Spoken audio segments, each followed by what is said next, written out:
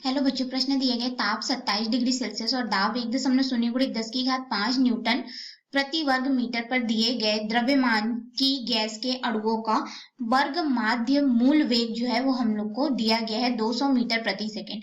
जब इस गैस के ताप और दाब को क्रमशः 127 डिग्री सेल्सियस और 0.05 × 10 की घात 5 न्यूटन प्रति वर्ग मीटर किया जाता है तो मीटर प्रति सेकंड में हम लोग को यहाँ पे वर्ग माध्य मूल वेग का मान जो है वह ज्ञात करना रहेगा अणुओं का, ठीक है, गैस के अणुओं का। और यहाँ पे हमें 4 विकल्प जो है दिया गया है।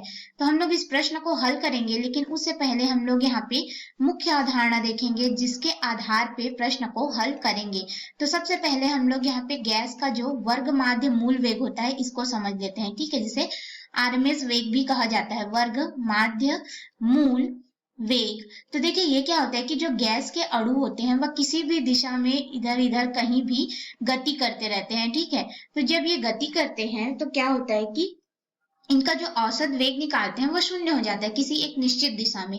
तो हमें यहाँ पे वास्तव में वेग प्राप्त नहीं होता, तो क्या किया गया, इसके लिए वर्ग माध्य मूल वेग को ज्ञात किया गया। तो वर्ग माध्य मूल वेग को v RMS के रूप में दर्शाया जाता है, जो कि हमारे पास बराबर हो जाता है वर्गमूल 3 गुणित R गुणित T बटे यहाँ पे हो जाता है m नॉट के, जहाँ पे 3 नियतांक है, R सार्वत्रिक गैस नियतांक है, T परम ताप को दर्शाता है, m नॉट जो है अणुओं, जो गैस के अणुओं का भार होता है उसको दर्शाता है, अणु भार, ठीक है, m नॉट के रूप में इसे दर्शाते हैं। तो हमारे पास जो वर्ग माध्य मूल वेग होता है वह क्या करता है, सार्वत्रिक गैस नियतांक R पर निर्भर करता है, ताप T पर निर्भर करता है और उस गैस के अणु भार पर निर्भर करता है। तो ये हो गया हमारा समीकरण 1, जिसके आधार पे हम लोग अपने प्रश्न को हल करेंगे। तो अपने मुख्य प्रश्न में आते हैं, जिसमें हम लोग को गैस का जो ताप है वह दिया गया है T1 ताप, पहले ले लेते हैं। तो 27 डिग्री सेल्सियस है, इसको केल्विन में परिवर्तित कर लेंगे तो हो जाएगा 27 धन 273 हम लोग करेंगे, ठीक है। इसमें 273 जोड़ देंगे तो ये केल्विन में परिवर्तित हो जाएगा, तो ये हो जाएगा 300 केल्विन के बराबर। और दाब P का जो मान है वह हमें दिया गया है 1.0 × 10 की घात 5 न्यूटन। तो इसे 1 × 10 की घात 5 न्यूटन प्रति वर्ग मीटर के रूप में हम लोग रख सकते हैं, ठीक है।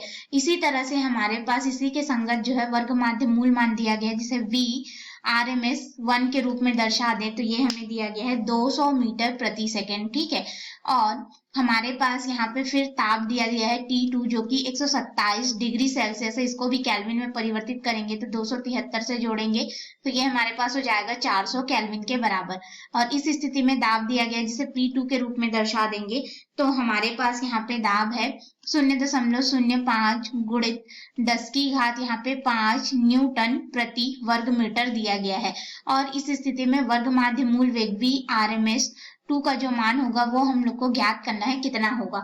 तो देखिए मुख्य अवधारणा के समीकरण 1 में अगर हम लोग आए तो यहाँ पे 3 नियत हो गया, R भी नियत हो गया, m नॉट भी नियत हो जाएगा। क्यों? क्योंकि हमें बोला गया है दिए गए द्रव्यमान की गैस का, यानी कि द्रव्यमान जो दिया गया है वह 1 मोल दिया हो कि 1 किलोग्राम दिया हो, हमें दे दिया गया है, ठीक है। तो वह नियत है, अब उसको परिवर्तित नहीं करना है, केवल उसका ताप एवं दाब में परिवर्तन हो रहा है।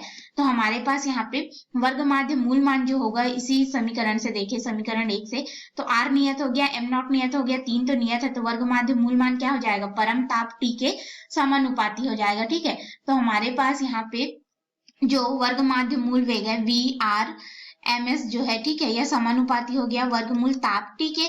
तो इसके अनुसार हम लोग यहाँ पे समीकरण बना सकते हैं। तो हमारे पास हो जाएगा वर्ग माध्य मूल वेग 1 बटे यहाँ पे हो जाएगा वर्ग माध्य मूल वेग VRMS 2 बराबर हो जाएगा यहाँ पे वर्गमूल ताप T1 बटे T2 के। हम लोग इसे दाब के पदों में भी निकाल सकते हैं, लेकिन ताप में जो मान है वह दिए गए हैं, दाब में हमने दशमलव में दिया गया है, इसलिए हम लोग दाब के पदों में नहीं निकालेंगे, उसमें भी हमारे पास समीकरण होता है, ठीक है।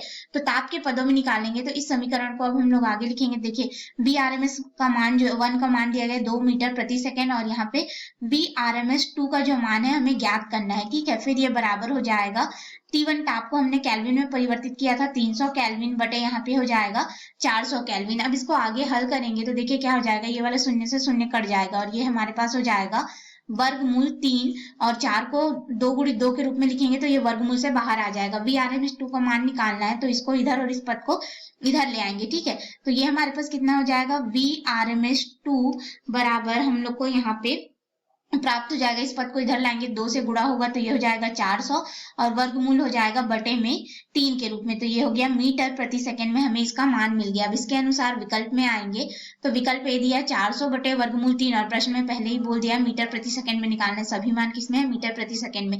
तो हमारा ए विकल्प सही होगा। बी 100 वर्गमूल 2 बटे 3 तो ये तो गलत हो जाएगा। सी 100 बटे 3 ये भी गलत है।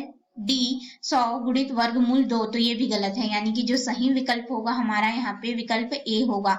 आशा है आपको इस प्रश्न का हल समझ में आया होगा। धन्यवाद।